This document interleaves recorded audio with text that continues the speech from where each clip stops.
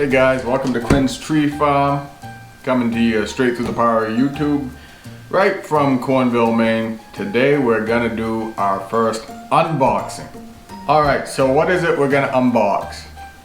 We're gonna unbox the Grinnen's Last Stand Christmas tree stand.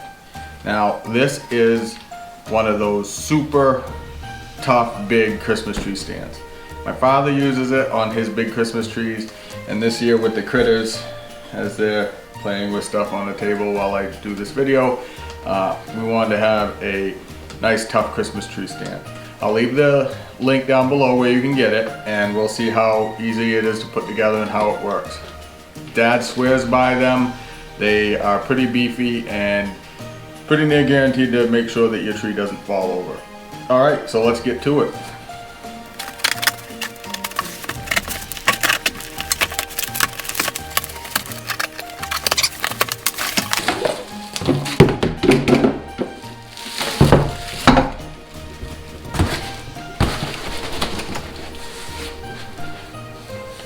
Assembly instructions.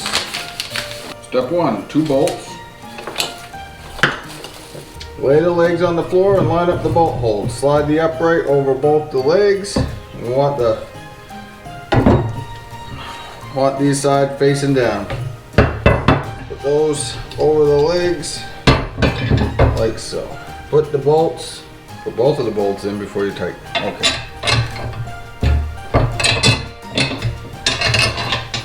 Gonna have to go get some wrenches. 9/16 is the ratchet size.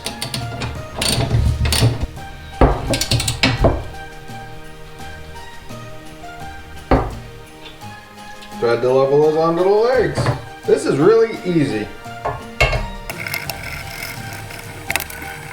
And then lastly, you got this pointy thing that you want to drive into the tree. And it's suggested if you have a drill that you drill the hole and it'll make removal easier, so we're going to do that. So there's the Grinnen's Last Stand behemoth of a tree stand. And of course what comes next? We got to clean the tree area out.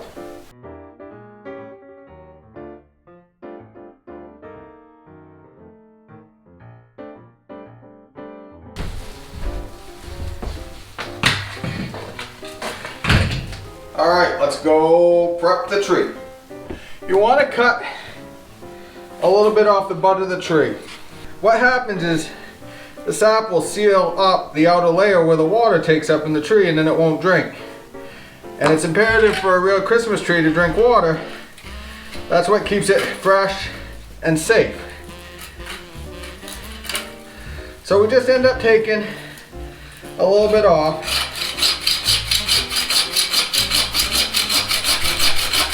Now the key to sawing is you don't want to put much pressure on it. Let the teeth do the work.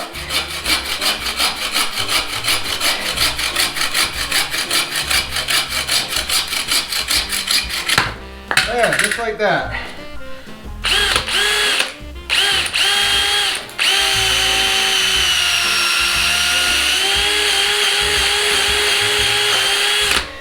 Also, be careful if you use a chainsaw, because if the chainsaw gets bound into this netting, you're going to be in for a bad time. I know this from experience. Let's get the tree inside.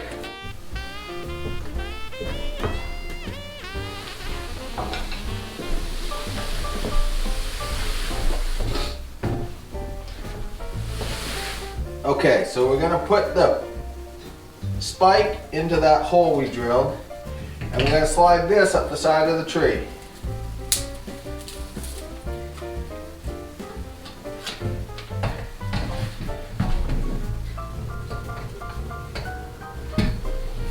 Alright. Wonderful. Now we're going to take the ratchet strap and we're going to put it around the tree. And we're going to feed it right through ratchet strap, just like toe straps for your trailer,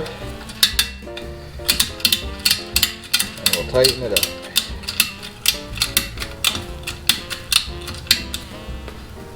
And now we put it up.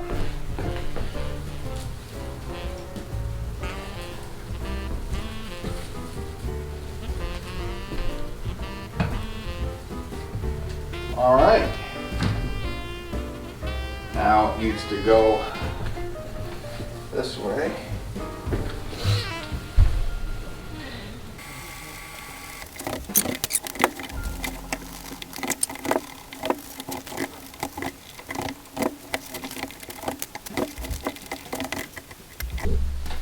All right, so then we gotta tip the tree up and we put the bucket in there. Just like that. There's our water reservoir. We gotta fill that up.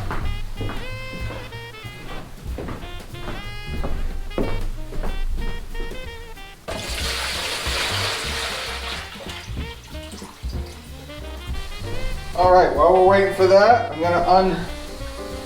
gonna unwrap the Christmas tree.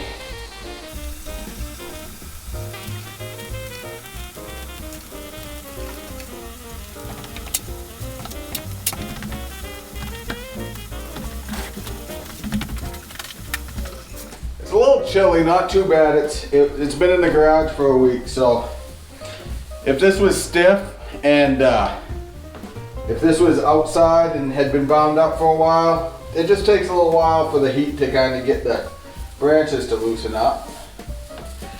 Now, I will tell you that when I pick a Christmas tree for my house, I tend to pick trees that I don't necessarily think are gonna sell. I want to keep the good ones for my customers. And I'm a firm believer in no matter what tree that you have, it's gonna end up being a beautiful tree and it's gonna be your tree, and it doesn't matter because the core qualities are there. All right, so now that we have the tree up, I want to show you a couple of things. This is probably going to be a second in the trees if I was selling it to a customer, and that's why I grabbed it. But here's something that stuck out to me right off the bat. Notice this branch right here and how it shoots up. It just shoots in the wrong direction. It actually, and if I was shearing that this summer, apparently I missed it, but that would end up having to come out. And what happened is a branch broke off. You can see right there where that branch broke off, and there was a bud right here. And remember how we talked about the buds forming on the outside and how they will redirect the growth to those bud sets? That's what happened. And then this shot up, and it's clearly,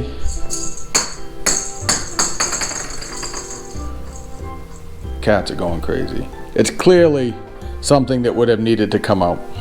Here's another thing that would have made this tree a second, is we have a little bit of a witch's broom right there. Now remember we talked about witch's broom back in a video in the summer, and it's a fungal growth that inhibits the tree's ability to limit its growth, is actually how it works, and then it causes basically what I would call malignant growth in that spot. So that is something that would have probably made this tree a little bit less money. So all in all, this is probably going to end up being like a $20 tree for me if I sold it at the field, and instead we can put it in our house and we will enjoy it because it's still going to smell good. All right, so there you have it. Perfectly imperfect Christmas tree. We'll get some lights on it and it's going to look really, really sharp when it's all said and done. First thoughts on the Grinnen's last stand. Overall, I like it. I think it's gonna work out really well. I gotta call the company. I ran into a little bit of a problem, and I'm not sure if it was me and faulty installation or if there's just a problem. But the little spike on the bottom broke, and the washer that holds the spike in split off. Now, we'll call, they say that they have a lifetime warranty for their work. We'll give them a message, see if they'll ship another one of these up and I can replace it, and we'll go from there. Now that could be, maybe I drilled the hole too big, maybe there's something going on there, but I'm not quite sure. The critters are pretty happy, I'll tell you that right now. I got my Christmas tree up. It's a good thing, makes me happy, it's gonna make the house smell good. And as you know, I'd really rather feel bad in Maine than feel good anywhere else. So there we go, my friends. I'll see you soon.